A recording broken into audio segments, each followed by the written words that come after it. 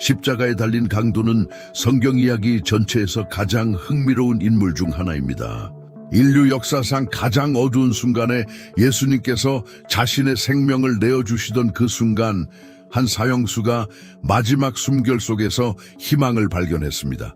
누가복음 제23장 43절에 기록된 그리스도의 약속, 오늘 네가 나와 함께 낙원에 있으리라는 말씀은 오늘날까지도 구원에 관한 가장 강력한 선언 중 하나로 울려 퍼지고 있습니다. 그러나 그 약속의 진정한 의미는 무엇일까요? 죄로 가득한 삶을 살고도 마지막 순간에 영생을 얻는 것이 가능한가요? 그 강도는 죽은 후에 실제로 어디로 간 것일까요?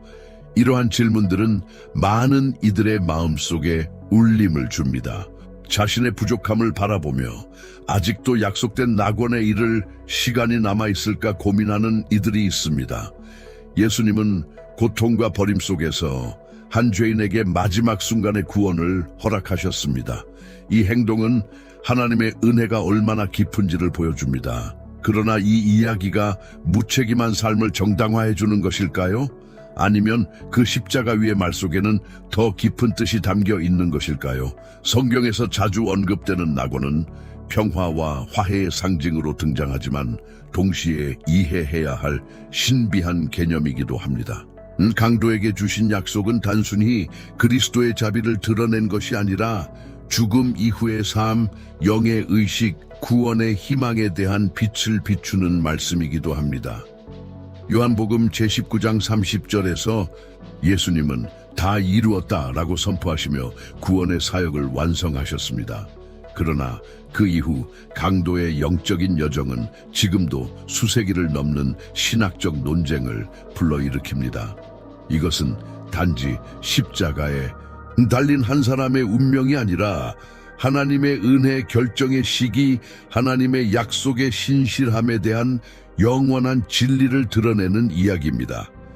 강도의 이야기는 그에 대한 것만이 아니라 영원을 앞두고 나를 기억하소서라고 말할 그 순간을 선택해야 하는 우리 모두에 대한 이야기입니다. 예수님은 십자가에서 실제로 무엇을 말씀하셨을까요? 가장 깊은 고통과 수치의 정점에서 갈보리의 어둠이 세상을 뒤덮던 그 순간, 예수님은 영원을 울리는 말씀을 하셨습니다. 예수님과 함께 십자가에 못 박힌 강도와의 대화는 단순한 연민의 표현이 아니라 회개한 영혼을 향한 하나님의 마음을 엿볼 수 있는 장면입니다. 누가복음 제23장 43절에 따르면 예수님은 진실로 내게 이르노니 오늘 네가 나와 함께 낙원에 있으리라고 선언하셨습니다. 그러나 이 말씀이 진정으로 의미하는 바는 무엇일까요? 고대 필사본, 특히 헬라어 원문에는 문장 부호가 없었기 때문에 해석에 따라 그 의미가 크게 달라질 수 있습니다. 쉼표의 위치에 따라 전혀 다른 뜻을 전달하게 됩니다. 만약 진실로 오늘 내게 이르노니 네가 나와 함께 낙원에 있으리라 라고 읽는다면 약속의 시점이 강조되고 즉각적인 성취는 보장되지 않습니다. 반면 진실로 내게 이르노니 오늘 네가 나와 함께 낙원에 있으리라 라고 해석하면 즉시 하나님의 임재에 들어간다는 뜻으로 받아들여집니다. 이 문제는 단순한 문법적 차원을 넘어 그리스도의 말씀에 대한 신뢰의 깊이를 묵상하게 합니다. 예수님께서 이 말씀을 하신 배경이 결정적입니다. 그분은 그 순간 단지 강도 한 사람만이 아니라 온 인류를 위한 구속의 사역을 수행하고 계셨습니다. 요한복음 제19장 30절에서 다 이루었다고 외치며 예수님은 죄와 죽음에 대한 승리를 확정지으셨습니다. 그러므로 강도에게 주신 약속은 이 완성된 행위에서 비롯된 것이며 하나님의 계획 속에서 시간은 그분의 행하심을 제한하지 않습니다. 오늘이라는 단어는 성경의 다른 구절들에서도 긴박하게 울려 퍼집니다. 히브리서 제3장 15절에 오늘 너희가 그의 음성을 듣거든 너희 마음을 완고하게 하지 말라고 기록되어 있습니다. 성경에서 오늘은 즉각적인 응답을 요구하는 신앙의 초청입니다. 십자가에 매달린 강도에게는 내일이 없었습니다. 그는 바로 그 순간 결정을 내려야 했습니다. 예수님은 그 마음의 진실함을 아시고 구원을 보장하셨습니다. 이것은 곧바로 낙원에 들어간다는 말이 아니라 그 약속이 바로 그 순간 확정되었다는 것을 의미합니다. 이 종종 간과되는 세부사항은 그 마지막 만남의 의미를 더욱 깊게 만듭니다. 단지 고통의 순간에 대한 위로가 아니라 은혜와 그리스도의 주권에 기초한 영원한 보증이었습니다. 예수님의 오늘은 인간의 시계로 측정되는 시간이 아니라 하늘의 결정적 선언이었습니다. 구세주께서 그 말씀을 하셨을 때 그분은 인간의 연대기에 얽매인 것이 아니라 자신의 희생적 헌신으로 이미 이루어진 구속의 확신 속에 계셨던 것입니다. 이 문장의 구조를 원어와 구속적 목적의 맥락에서 이해하면 예수님께 진정으로 중요했던 것은 후대에 삽입된 문장 부호가 아니라 믿는 자를 위한 약속의 확실성이었음을 알 수 있습니다. 강도의 삶은 비록 죄와 불의로 얼룩졌지만 하나님의 아들에 대한 진정한 믿음을 통해 단번에 변화를 경험하게 되었습니다. 많은 이들에게 수치의 상징인 십자가는 그 회개한 자에게는 영생의 문이 되었습니다. 이 깊은 신비 속에서 성경이 말하는 약속된 낙원이 어떤 것인지 더욱 명확히 이해하는 길이 열리게 됩니다. 성경적 관점에서 본 낙원이란 무엇인가요? 낙원이라는 단어는 신비로운 힘을 지니고 있으며 안식과 평화, 그리고 인간의 타락으로 잃어버린 것과의 재회를 떠올리게 합니다. 성경적 이해에서 이 단어는 그리스어 파라데이소스에서 유래되며 울타리로 둘러싸인 정원, 곧 보호받고 구별된 장소를 의미합니다. 하지만 죽음을 앞둔 한 사람에게 약속된 이 낙원은 정확히 무엇을 뜻할까요? 그것은 하나님이 영광 중에 거하시는 하늘과 동일한 곳일까요? 아니면 성경의 빛 속에서 이해해야 할 뉘앙스들이 있는 것일까요? 기원을 돌아보면 낙원에 대한 첫 언급은 바로 창세기 제2장 8절에 묘사된 에덴 동산입니다. 하나님은 동방의 에덴의 정원을 조성하시고 지으신 사람을 그곳에 두셨습니다. 에덴은 하나님의 임재가 충만했던 곳으로 인간과 하나님이 함께 걷던 장소였습니다. 그러나 타락 이후 그 교제가 단절되었고 그룹들과 불타는 검으로 정원의 접근은 차단되었습니다. 신약 성경에서 파라데이소스라는 용어는 세 가지 주요한 문맥에서 사용됩니다. 첫째, 누가복음 제23장 43절에서 예수님이 강되게 하신 약속입니다. 둘째, 사도 바울의 환상 속에서 셋째 하늘, 즉 낙원까지 끌려 올라간 체험, 고린도 후서 제12장 2절부터 4절까지에 기록되어 있습니다. 셋째는 요한계시록 제2장 7절에서 예수님이 이기는 자에게 하나님의 낙원에 있는 생명나무의 열매를 먹게 하리라고 약속하신 장면입니다. 이러한 언급들 사이에 연결을 통해 낙원이 실제 존재하는 장소이며 하나님과의 교제가 회복되는 곳임을 알 수 있습니다. 하지만 이는 요한계시록 제21장에 묘사된 최종적이고 영화로운 새 하늘과 새 땅, 다시는 사망이나 고통이 없는 하늘과는 구별되는 곳입니다. 따라서 낙원은 복된 상태이자 약속의 완전한 성취를 기다리는 중간 상태로 나타납니다. 영화롭게 되기 이전의 실제 장소이며 신자들이 하나님의 임재 가운데 안식을 누리는 곳입니다. 누가복음 제16장 22절에 예수님이 들려주신 부자와 나사로의 비유에서 등장하는 아브라함의 품도 이와 같은 위로와 평안의 장소로 묘사됩니다. 악인에게는 고통의 장소가 따로 마련되어 있다는 점과 대조됩니다. 그렇기에 예수님께서 십자가 위에서 강도에게 하신 약속은 영화로운 하늘나라로의 즉각적인 입성이 아니라 믿음을 통해 의롭게 된 자들을 위한 안식처에 들어감을 의미하는 것입니다. 하나님의 임재가 영으로 회복되는 그곳에서 육체의 부활과 최후의 심판을 기다리는 것입니다. 바울은 셋째 하늘에 대한 체험을 언급하며 인간의 언어로는 표현할 수 없는 놀라운 현실을 설명합니다. 고린도후서 제12장 4절에 기록된 것처럼 그는 자신이 사도임에도 불구하고 신중하게 언급하며 자랑하지 않았습니다. 이는 낙원이 영광의 일부를 미리 맛보는 장소라는 점은 분명하지만 하나님의 눈에 보이는 임재의 충만함은 아직 아니라고 암시합니다. 성경적 관점에서의 낙원은 장차 올 것을 맛보는 곳이며 요한계시록 제21장 4절에 묘사된 바와 같이 하나님께서 그들의 눈에서 모든 눈물을 씻기시고 다시는 사망이 없으며 애통하는 것이나 곡하는 것이나 아픈 것이 다시 있지 않은 그날을 준비하는 장소입니다.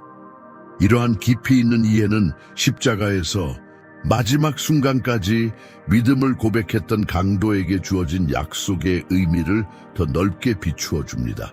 그리고 이 살아있는 희망을 인식할 때 우리는 십자가 이후 예수님께서 걸으신 길을 더 깊이 묵상하게 됩니다. 그 길은 모든 구속받은 이들의 운명에 대한 놀라운 비밀을 담고 있는 여정입니다. 예수님은 죽은 직후 곧바로 하늘로 올라가셨나요? 십자가에서 예수님께서 영을 내어주시는 장면은 비할 수 없는 무게를 지니고 있습니다. 하늘과 땅 사이에서 하나님의 아들은 역사상 가장 위대한 사랑의 행위를 완성하셨습니다. 그러나 요한복음 제19장 30절에 기록된 다 이루었다는 선언 이후 수세기를 가로지르는 질문이 등장합니다. 예수님은 죽은 직후 곧바로 아버지의 임재가 충만한 하늘로 올라가셨을까요? 성경은 이 질문에 대해 깊이 있는 답변으로 이끄는 여러 단서를 제공합니다. 사도행전 제2장 27절에서 사도 베드로는 시편을 인용하며 그리스도의 영혼이 스올에 버려지지 않았고 그 육체도 썩음을 당하지 않았다고 말합니다. 헬라어 원어에서 스올, 곧 하데스는 죽은 자들의 세계, 즉 영혼들이 역사의 결말을 기다리는 보이지 않는 실제를 뜻합니다. 영원한 형벌의 지옥과는 달리 하데스는 의인과 악인이 각기 다른 실자의 속에서 구분되어 머무는 장소입니다. 이는 부자와 나사로의 비유에서 나타난 두 공간과도 연결됩니다.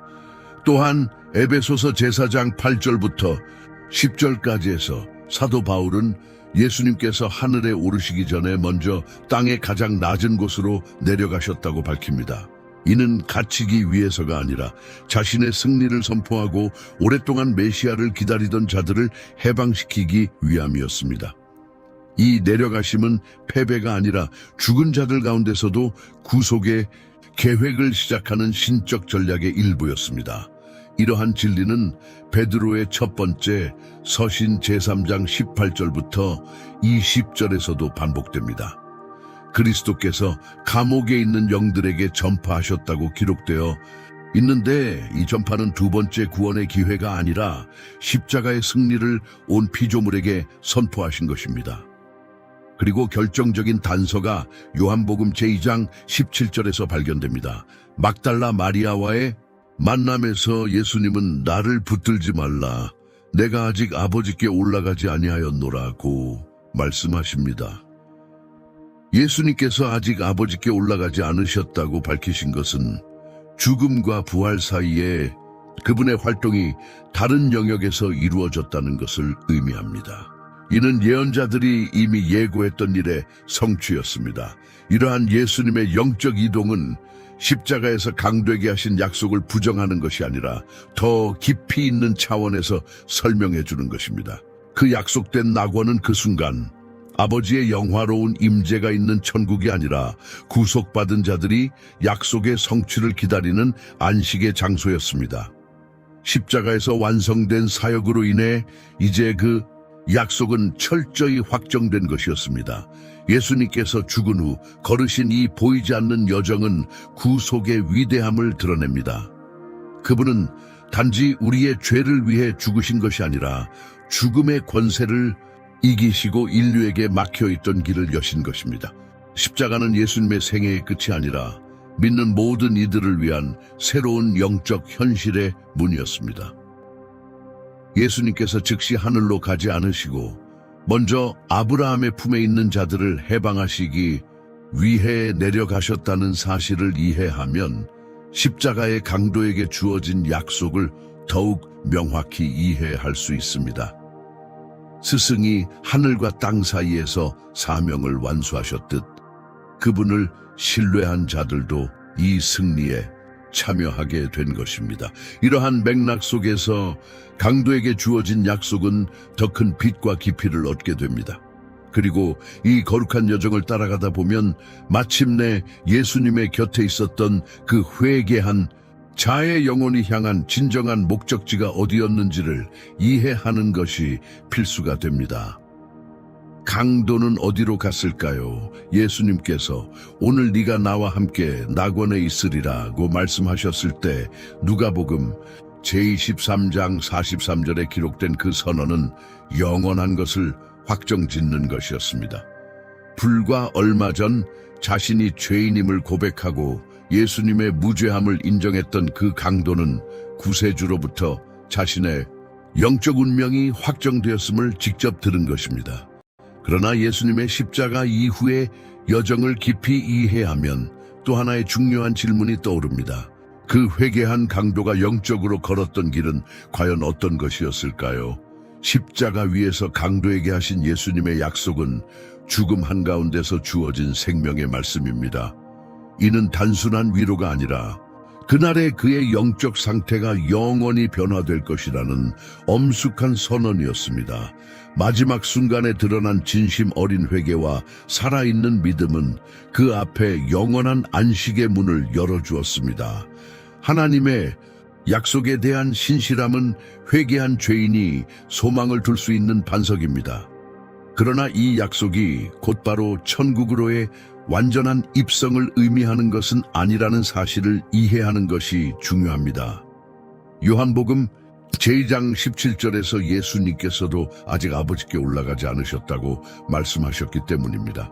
강도에게 열린 영적 현실은 누가복음 제16장 22절에 예수님께서 말씀하신 아브라함의 품, 곧 중간적 낙원이었습니다. 이는 현실적인 장소이며 위로와 안식이 있는 곳으로 의인들이 최후의 부활을 기다리는 공간입니다.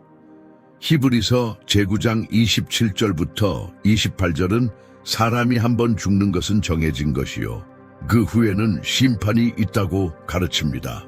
이는 죽음과 영원한 운명 사이에 의식 있는 간격이 존재함을 시사합니다.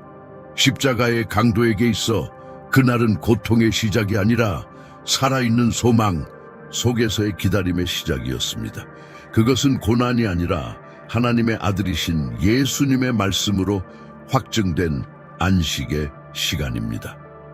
요한복음 제14장 3절에서 예수님은 내가 너희를 위하여 처소를 예비하러 가면 다시 와서 너희를 내게로 영접하여 나 있는 곳에 너희도 있게 하리라고 약속하십니다. 강도에게 주신 약속은 이 현실과 일치합니다. 비록 최종 영화로운 천국은 역사 속 구속의 절정에서 이루어질 것이지만 강도의 영혼은 예수님의 보살핌 아래 있는 안식의 장소에 들어갔습니다. 그 사람의 믿음은 생의 마지막 순간에 피어났지만 그로 인해 그는 복된 현실에 들어갈 수 있었습니다.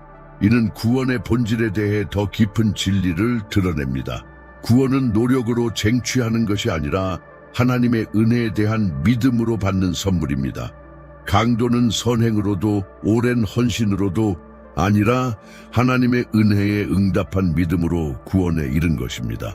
고통 속에 매달린 채 자비로 구원받은 그 강도의 이야기는 구원의 소망이 마지막 숨결까지도 확장된다는 것을 보여줍니다. 그의 운명은 그 순간 확정되었습니다.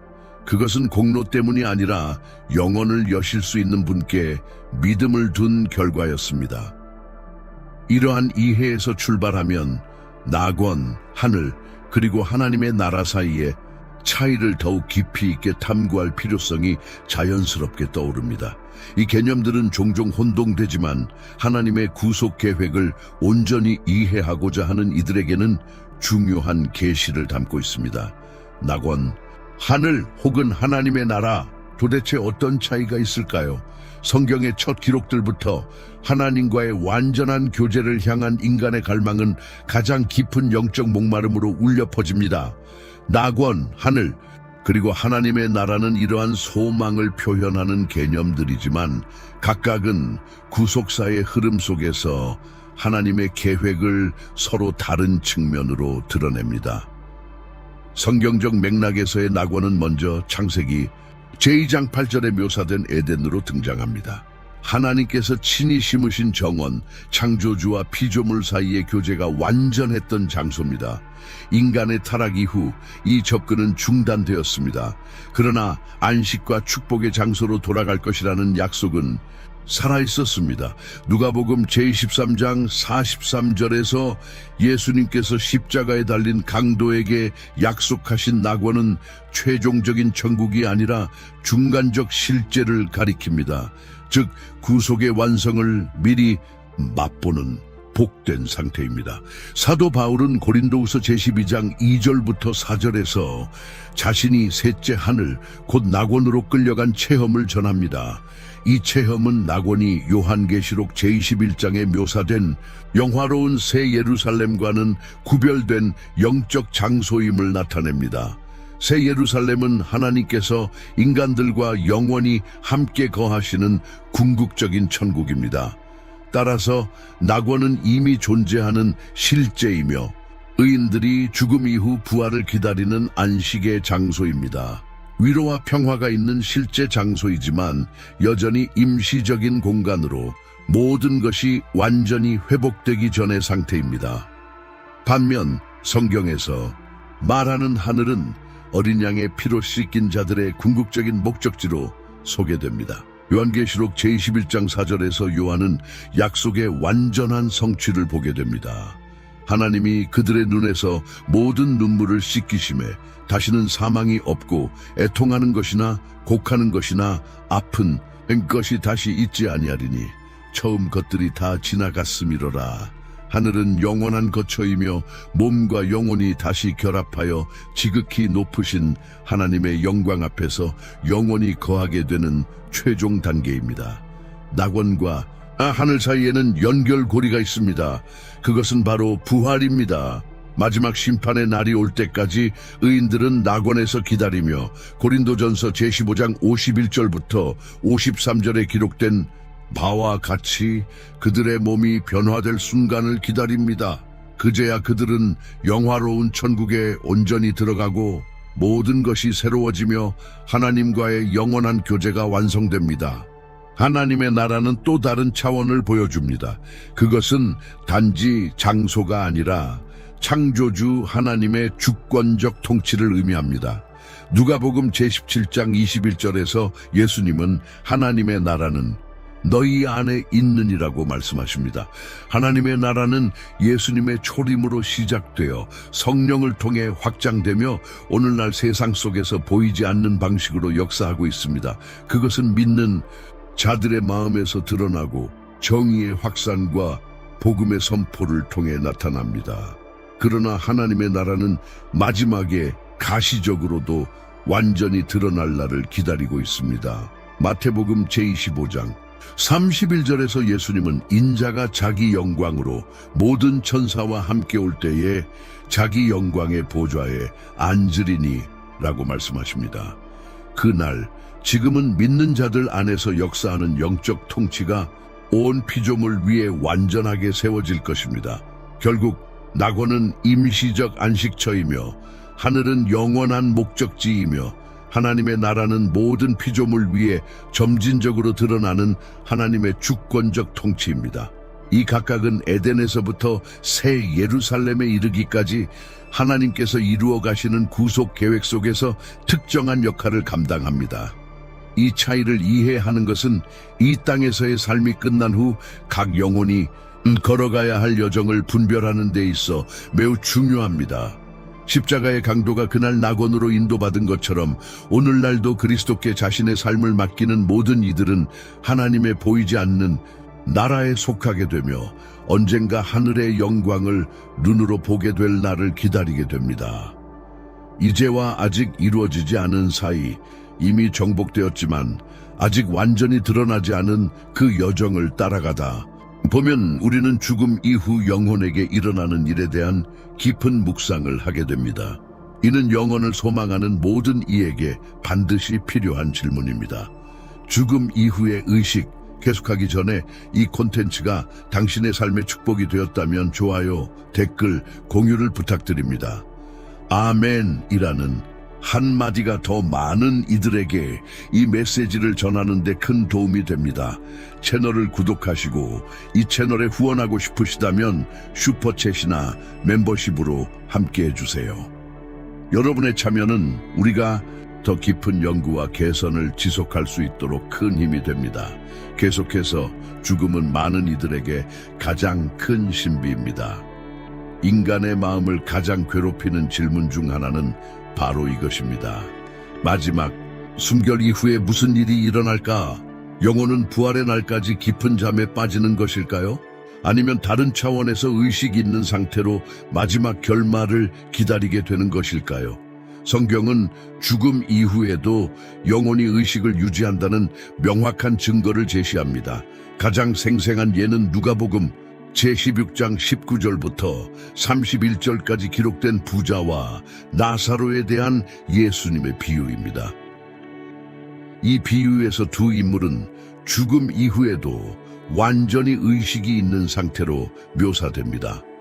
부자는 고통 속에서 위로를 구하고 나사로는 아브라함의 품에서 위로를 받습니다. 그들은 기억과 감정, 의사소통 능력을 그대로 유지하고 있습니다. 만약 죽음이 완전한 무의식의 잠이라면 예수님의 이 비유는 가르침으로서 성립되지 않았을 것입니다. 또한 요한계시록 제6장 9절부터 11절에는 하나님의 제단 아래 있는 순교자들의 영혼들이 정의를 호소하는 장면이 나옵니다. 그들은 말하고 감정을 표현하며 상황을 분명히 인식하고 있으며 하나님의 심판이 이루어지기를 간절히 기다립니다. 이 환상은 단지 죽음 이후 의식의 지속을 보여줄 뿐만 아니라 하늘과 낙원이 소극적인 장소가 아니라 하나님 임재 안에서 활기찬 삶이 있는 곳임을 드러냅니다. 또 다른 강력한 증거는 빌립보서 제1장 23절에서 바울이 한 말입니다. 그는 떠나서 그리스도와 함께 있는 것이 훨씬 더 좋다고 고백합니다. 이 말은 신자가 죽은 후 즉시 주님과의 의식 있는 교제에 들어간다는 뜻을 내포하고 있습니다. 만약 바울이 무의식의 상태를 예상했다면 이 고백은 그다지 의미 있는 것이 아니었을 것입니다.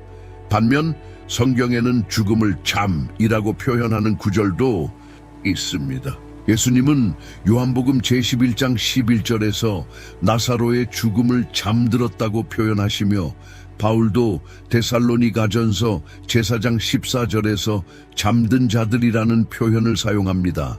그러나 여기서 말하는 잠은 육체의 상태 혹은 부활에 대한 확신을 상징하는 은유일 뿐 영혼의 상태를 문자적으로 묘사하는 것은 아닙니다. 자연스럽게 자는 사람은 여전히 살아있으며 세상에 대해 무의식일 수는 있지만 존재는 계속됩니다. 이처럼 육신은 죽어 잠들지만 영혼은 분리되어 하나님의 앞에서 계속 그 존재를 이어갑니다. 잠의 비유는 반드시 다시 깨어날 것이라는 부활의 확실성을 강조하는 것이며 영혼의 의식을 부정하는 것이 아닙니다. 이러한 이해는 예수님께서 강도에게 주신 약속을 올바르게 해석하는 데 매우 중요합니다. 그 사람은 이 세상에 눈을 감는 동시에 위로와 안식의 새로운 현실 속에서 눈을 떴습니다. 그는 무의식의 상태로 들어간 것이 아니라 구속자의 영적 임재 안에서 부활의 날을 기다리는 낙원으로 받아들여졌습니다. 따라서 죽음 이후의 삶은 존재의 공허한 정지가 아니라 하나님의 임재 안에서의 새로운 차원의 삶의 연속입니다. 회개한 강도는 그날 죄책감과 수치에서 벗어나 평화와 소망의 현실로 옮겨졌으며 최종적인 구속의 날을 기대하며 살아가게 되었습니다. 이 진리는 단지 차가운 교리가 아니라 큰 위로와 격려를 줍니다. 죽음이 끝이 아니라 살아계신 하나님의 임재로 들어가는 전환점이라는 사실은 믿음을 향한 긴급성과 영원한 소망을 더욱 확고히 합니다. 그리고 이 현실을 깊이 묵상할 때 우리는 이 생을 살아가는 동안 주어진 기회의 중요성을 깨닫게 됩니다. 왜냐하면 영원을 선택할 수 있는 시간은 지금 우리가 아직 숨을 쉬고 있을 때이기 때문입니다. 마지막 순간의 구원, 은혜인가, 죄를 짓기 위한 면허인가? 십자가 위 강도의 이야기는 강력한 희망을 불러일으키지만 동시에 위험한 오해를 야기하기도 합니다. 만일 누군가가 생의 마지막 순간에 구원받을 수 있다면, 그렇다면 의도적으로 죄 가운데 살아가다 마지막에 하나님의 은혜에 기대는 삶도 가능하지 않을까요? 이 생각은 육체의 욕망에는 유혹적일 수 있으나 구원과 하나님의 은혜에 대한 깊은 오해에서 비롯된 것입니다. 바울은 에베소서 제2장 8절과 9절에서 이렇게 기록합니다. 너희가 그 은혜에 의하여 믿음으로 말미암아 구원을 받았으니 이것은 너희에게서 난 것이 아니요 하나님의 선물이라. 행위에서 난 것이 아니니 이는 누구든지 자랑하지 못하게 함이라. 구원은 인간의 공로가 아닌 전적인 하나님의 선물입니다. 십자가의 강도는 이 진리를 놀라운 방식으로 증명합니다. 그는 선한 일을 할 기회도 과거를 바로잡을 시간도 없이 오직 회개하고 믿음으로 예수님의 품에 안기게 되었습니다. 하지만 구원을 주는 은혜는 또한 삶을 변화시키는 은혜입니다. 로마서 제6장 1절과 2절에서 바울은 경고합니다. 그러면 우리가 무슨 말을 하리요? 은혜를 더하게 하려고 죄에 거하겠느냐? 그럴 수 없느니라. 죄에 대하여 죽은 우리가 어찌 그 가운데 더 살리요? 참된 믿음은 진심 어린 회개와 함께하며 하나님 앞에서 마음과 생각의 변화를 일으킵니다. 십자가 위의 강도는 전략적인 회개로 구원을 얻은 것이 아닙니다. 그는 외형상 패배한 예수님 안에 왕 되신 메시아를 보았습니다. 누가복음 제23장 42절에서 주여 당신의 나라에 임하실 때에 나를 기억하소서라고 고백한 그의 말은 단순한 죽음의 두려움이 아닌 배척당한 그리스도를 향한 살아있는 믿음의 표현이었습니다. 삶을 의도적으로 죄 가운데 보내고 마지막에 회개하겠다는 계획은 영혼을 걸고 위험한 게임을 하는 것입니다. 죽음의 시점은 아무도 알 수 없으며 마지막 순간의 의식이 보장되지도 않습니다. 히브리서 제3장 15절은 이렇게 권면합니다. 오늘 너희가 그의 음성을 듣거든 너희 마음을 완고하게 하지 말라.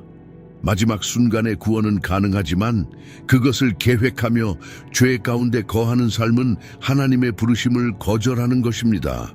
또한 늦은 구원은 영화로울지라도 하나님과의 친밀함, 열매 맺는 삶, 하늘의 보화를 쌓는 기회는 놓치게 됩니다. 강도는 구원받았지만 믿음의 여정을 살아내지는 못했습니다.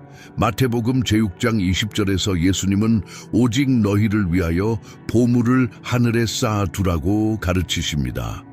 그의 낙원 입성은 하나님의 자비로 인한 것이었지만 오랜 순종과 열매로 하나님께 영광 돌릴 수 있는 기회는 사라졌습니다.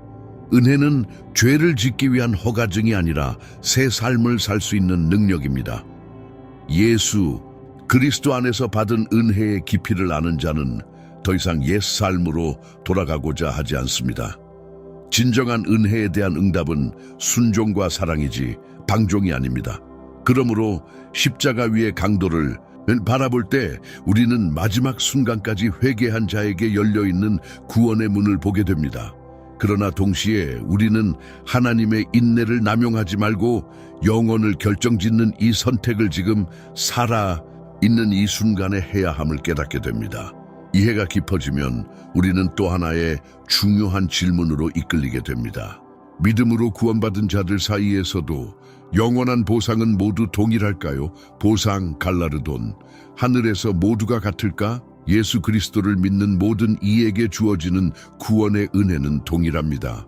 그러나 성경이 말하는 갈라르돈, 즉 하늘에서의 영원한 보상은 모든 사람에게 동일하지 않습니다.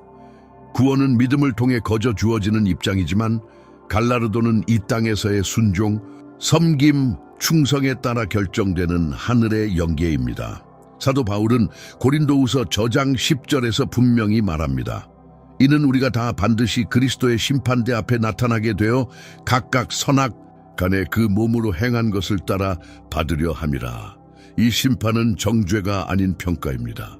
각 신자의 행위는 그리스도의 심판대에서 검토되고 거기에 따라 보상이 주어질 것입니다. 고린도전서 제3장 13절부터 15절에서 바울은 불로써 각 사람의 공적을 시험하는 비유를 듭니다. 어떤 이의 공적이 남으면 보상을 받고 불타버리면 해는 입지만 그 자신은 구원을 받되 불 가운데서 받은 것처럼 된다고 말합니다. 이는 구원과 갈라르돈 사이의 차이를 분명히 보여줍니다. 하늘에서의 영광과 책임은 각자의 충성에 따라 다르게 주어질 것입니다. 예수님께서도 마태복음 제25장 달란트의 비유에서 이 진리를 가르치십니다. 작은 일에 충성하였으니 내가 많은 것을 내게 맡기리라. 보상은 단순한 수치나 업적이 아니라 마음의 동기와 하나님께 대한 충성으로 결정됩니다. 인간이 보지 못하는 곳까지 보시는 하나님의 기준은 완전하며 은밀한 순종도 반드시 기억되며 갚아지게 됩니다. 십자가 위 강도는 은혜로 구원받았습니다. 그의 믿음은 늦었지만 진실했으며 그는 영생을 얻었습니다. 그러나 복음의 사명을 위해 평생을 헌신한 자들과는 다르게 그의 하늘에서의 위치는 다를 수 있습니다. 이는 하나님의 사랑이 부족해서가 아니라 받은 은혜에 어떻게 반응했는지가 보상의 근거이기 때문입니다. 요한계시록 제22장 12절에서 예수님은 말씀하십니다. 보라, 내가 속히 오리니 내가 줄 상이 내게 있어 각 사람에게 그가 행한 대로 갚아주리라. 믿음의 행위, 조용한 헌신, 위로의 말 한마디, 주를 위한 희생 하나하나는 영원히 기억되고 갚아질 것입니다. 하늘에서는 모두가 하나님의 임재를 누리고 죄와 고통과 죽음으로부터 완전히 자유롭게 됩니다. 그러나 바울이 디모데후서 제4장 8절에서 말한 것처럼 의의 면류관은 주님의 오심을 사모하며 끝까지 믿음을 지킨 자들에게 주어집니다. 구원과 갈라르도는 함께 가지만 동일하지는 않습니다. 구원은 예수님을 믿는 믿음으로 받는 값없는 선물이지만 갈라르도는 받은 은혜에 대한 삶의 응답에 따라 주어지는 영원한 영예입니다. 이 땅에서의 삶은 단순히 하늘을 기다리는 시간이 아니라 미래의 영광을 위해 씨앗을 뿌리는 기회입니다. 이 진리는 우리로 하여금 단지 구원을 받는 것에 그치지 않고 그리스도의 성품을 반영하는 열매 맺는 삶을 살도록 초대합니다. 오늘 우리가 심는 것이 영원에 이르게 될 것입니다. 그리고 구원과 갈라르돈의 차이를 이해할 때 우리는 다시 십자가로 시선을 돌리게 됩니다. 그 거룩한 순간 은혜가 한 회개한 강도의 믿음과 마주했던 그 자리에서 단지 그의 이야기가 아니라 우리의 이야기도 시작됩니다. 그 십자가에 예수님과 함께 못 박힌 한 남자의 모습은 그 자체로 인간 존재의 본질을 강렬하게 요약하고 있습니다. 자신의 죄악으로 인해 정죄받고 더 이상 힘도 없고 이 땅에서는 미래도 없으며 자신의 잘못을 바로잡을 시간조차 남아 있지 않은 그는 단순하지만 믿음이 가득 담긴 외침으로 구세주를 향해 나아갑니다. 누가복음 제23장 42절에 기록된 것처럼 그는 말합니다. 주여, 당신의 나라에 임하실 때에 나를 기억하소서. 이 마지막 몸짓, 이 절박한 신뢰의 행동 속에서 우리는 하나님의 은혜의 본질을 보게 됩니다. 십자가 위의 강도는 구원이 인간의 노력이나 공로, 흠없는 삶의 결과가 아님을 우리에게 가르쳐 줍니다. 오히려 구원은 자신의 영적 파산을 인정하고 하나님의 자비에 자신을 던지는 겸손한 응답입니다. 그는 선한 일을 할 시간도 봉사의 삶을 살 시간도 없었습니다. 그러나 그는 진정한 믿음을 가졌고 진심 어린 회개를 했으며 겉으로는 패배한 것처럼 보였던 그리스도의 왕권을 인정했습니다. 이 이야기는 인간의 교만을 무너뜨립니다. 아무도 스스로 구원할 수없음을 드러냅니다. 바울이 에베소서 제2장 8절과 9절에서 선언했듯이 너희가 그 은혜에 의하여 믿음으로 말미암아 구원을 받았으니 이것은 너희에게서 난 것이 아니요 하나님의 선물이라 행위에서 난 것이 아니니 이는 누구든지 자랑하지 못하게 함이라. 십자가의 강도는 이 진리의 생생한 증거입니다. 잃어버린 자였고 정죄받은 자였지만 모든 이해를 초월하는 은혜에 의해 받아들여졌습니다. 동시에 이 사건은 그리스도에 대한 결단의 긴급성을 보여줍니다. 강도는 마지막 순간에 기회를 얻었지만 얼마나 많은 이들이 그런 마지막 기회 없이 세상을 떠나는지 모릅니다. 히브리서 제3장 15절은 이렇게 경고합니다. 오늘 너희가 그의 음성을 듣거든 너희 마음을 완고하게 하지 말라. 오늘이 바로 은혜를 받을 만한 때이며 오늘이 구원의 날입니다. 우리는 시간을 가볍게 여기거나 결코 오지 않을지 모르는 미래의 기회를 신뢰해서는 안 됩니다. 강도는 우리에게 구원하는 믿음이 얼마나 단순하면서도 심오한지를 가르쳐 줍니다. 화려한 연설도 복잡한 의식도 필요하지 않았습니다. 오직 깨어진 마음, 믿음의 고백, 겸손한 간구만으로 충분했습니다. 그리고 예수님은 즉시 응답하셨습니다.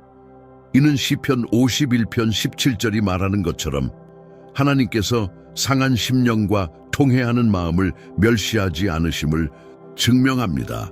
또한 우리는 하나님의 자비가 인간의 정죄보다 크다는 것을 배웁니다.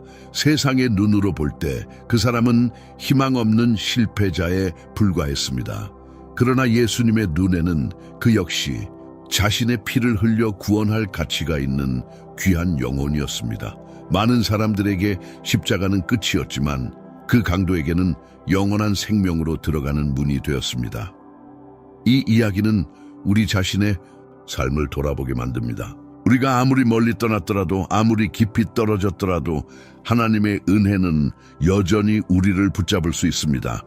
하지만 동시에 우리에게 경고합니다. 가장 중요한 결정을 미루지 말라고. 마지막 순간의 구원은 가능하지만 보장되지 않습니다.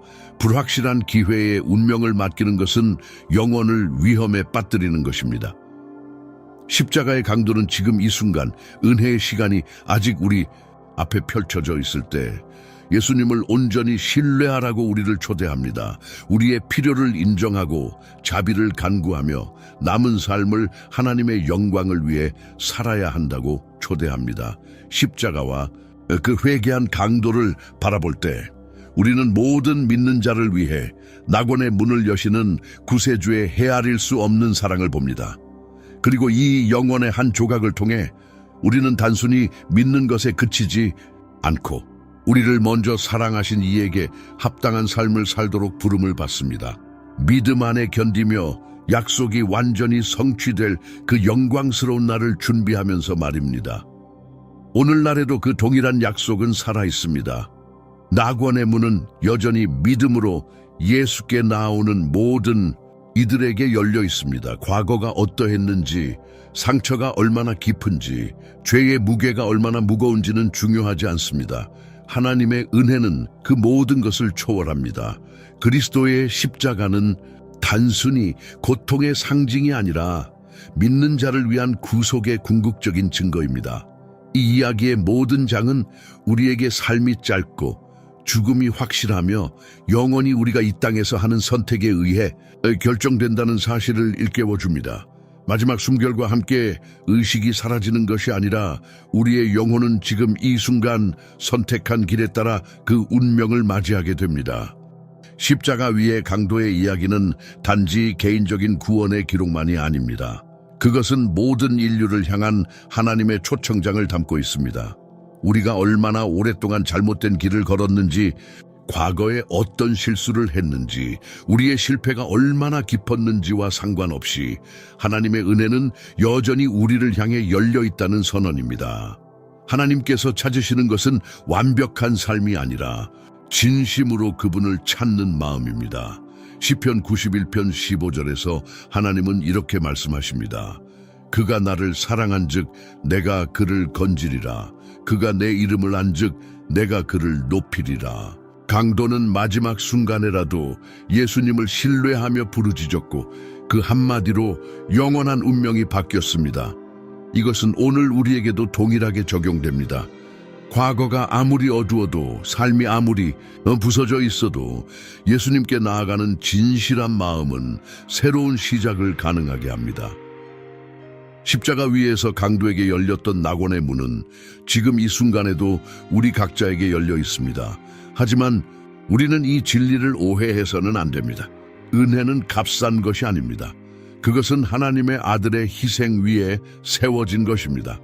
우리는 단순히 마지막 순간에 회개할 수 있다는 기대 속에 죄를 안일하게 여길 수 없습니다. 고린도후서 제6장 2절은 말합니다. 보라 지금은 은혜 받을 만한 때요 보라 지금은 구원의 날이로다. 오늘이야말로 우리가 주님 앞에 나아가야 할 시간입니다. 내일을 약속받은 이는 아무도 없습니다. 우리가 아직 숨 쉬고 있을 때, 우리가 아직 부름을 들을 수 있을 때 우리는 은혜의 문을 두드려야 합니다. 그리고 하나님은 언제나 약속하십니다. 회개하는 심령을 절대 내쫓지 않으시겠다고. 십자가 위에서 강도는 아무것도 가지고 있지 않았습니다. 오직 깨진 마음과 작은 믿음만이 있었습니다. 그러나 그것은 구원의 충분한 조건이었습니다. 오늘 우리도 그와 같이 모든 자격을 내려놓고 오직 하나님의 은혜에 기대어 나아가야 합니다. 구원은 과거를 묻지 않습니다. 구원은 당신이 지금 예수님께 어떻게 반응하느냐에 달려 있습니다. 아직 시간이 있을 때, 아직 기회가 있을 때 믿음으로 주님을 붙드십시오. 그분은 여전히 십자가 위에서 강도를 부르셨던 동일한 사랑으로 당신을 부르고 계십니다. 십자가 위의 강도는 자신의 이야기를 다시 쓸 시간은 없었습니다. 그는 선한 일을 쌓거나 다른 이들의 삶에 영향을 미칠 기회를 얻지 못했습니다. 하지만 그는 한순간, 믿음의 순간, 삶을 영원히 바꾼 결단의 순간을 가졌습니다. 어쩌면 지금이 바로 당신의 순간일지도 모릅니다. 오늘 이 메시지를 듣고 마음속에 구세주께 돌아가라는 부르심을 느낀다면 당신의 마음을 닫지 마십시오. 만약 당신이 과거에 예수님과 함께 걸었지만 멀어졌거나 아니면 이제 막 영원한 구원의 여정을 시작하고 싶다면 지금이 기회입니다. 진심을 담아 이렇게 고백해 주세요. 주 예수님, 나는 당신을 나의 유일하고 충분한 구주로 받아들입니다. 그리고 이미 예수님을 따르고 있는 분이라면 댓글에 아멘이라고 남겨주세요. 그러면 이 메시지가 더 많은 사람들에게 희망의 도구가 되어 퍼져나가게 될 것입니다. 아직도 십자가 위의 강도처럼 구원이 필요한 많은 영혼들에게 닿을 수 있도록 말입니다. 우리 주 예수 그리스도의 은혜와 평강이 오늘 그리고 영원토록 당신의 삶에 함께 하시기를 바랍니다.